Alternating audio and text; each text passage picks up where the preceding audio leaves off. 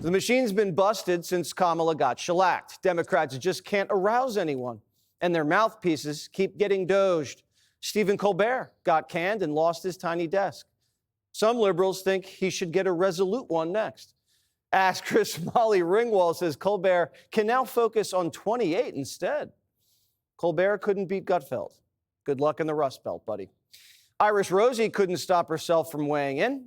She doesn't want a President Colbert. She'd rather watch him on Irish Late Night. I just hope that Stephen Colbert goes on YouTube where he has no corporate bosses, you know. I think Americans should stand up and say, no way. You're not going to silence us. He's going to arrest every artist that disagrees with him, and pretty much every artist does. Nobody's coming for artists, Rosie. He was fired by CBS executives for losing $40 million a season. NPR's ex-boss, who also doesn't understand what it takes to turn a profit, says Colbert and Honest Abe are like twins. Stephen Colbert is unafraid to, again, speak truth to power. He does it in a very bipartisan way over the years. And comedy and parody is an important part of a democratic ecosystem, and the chilling effect is certainly concerning. The Times says Colbert getting fired was a blessing in disguise. Quote, for the next 10 months, his show will have a spotlight in a way it never was before. He will not only have a chance to continue to make fun of the president, but he will also be setting himself up for his next act. The machine still doesn't get it. Bashing Trump nonstop, not a winning strategy. MSNBC and CNN's parent companies are spinning them off. And a record number of highly paid and poorly rated partisan hosts are getting pink slips. Brian Stelter got pink slipped, and he says Jimmy Kimmel could be next.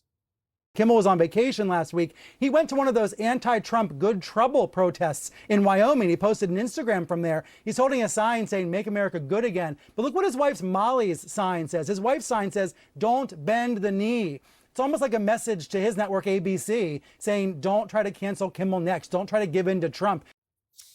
David Mamet's the director of the new movie Henry Johnson, and he joins me now. All right, so David, it looks like a lot of people in the legacy media, they're losing a lot of firepower, and a lot of people on the left are saying it's Trump censorship, and it really looks to be more about profits and losses, isn't it not? Well, you know, the greatest comic of the modern age was Lenny Bruce, and he did a routine where he's a comic on stage and he's dying, right? He's not getting over, and he says, people, this isn't for me. This is for Al Jolson in showbiz heaven. Give it up for Jolie. Give it up for Jolie. So that's what these idiots are doing now. These guys just aren't funny. Oh, by the way, can I put in a plug for something I'm doing with Nancy Pelosi? Can I do that? Yeah, what are you doing with Nancy? Yes?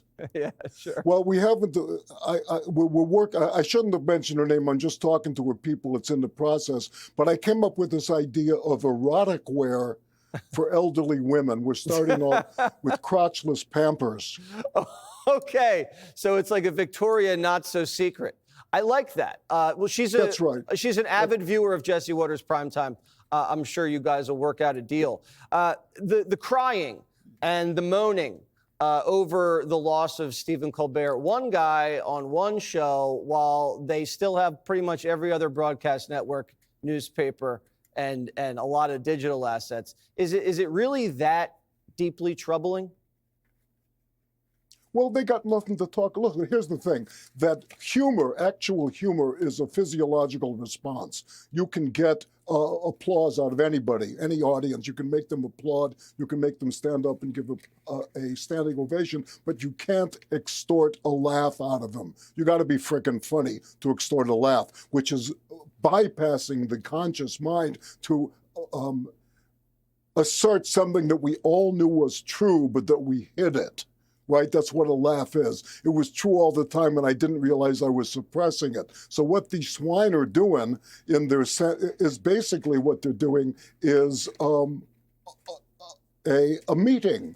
they're doing a pageant about celebrating something that we all share together. On the left, that's that we all want good and we hate evil, which is to say the right, and that people are basically good at heart, except for my people, the Jews, and white folks and Americans. And don't we all know that's funny? And P.S., I'm going to throw in something that sounds a little bit like a joke. And what are you going to do? You're going to go, ha, ha, ha.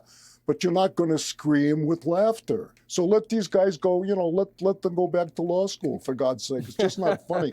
Nobody watches them except people my age, and I'm the only one left. David, brilliant analysis. I never thought about it that way, and I hope everything works out with Nancy.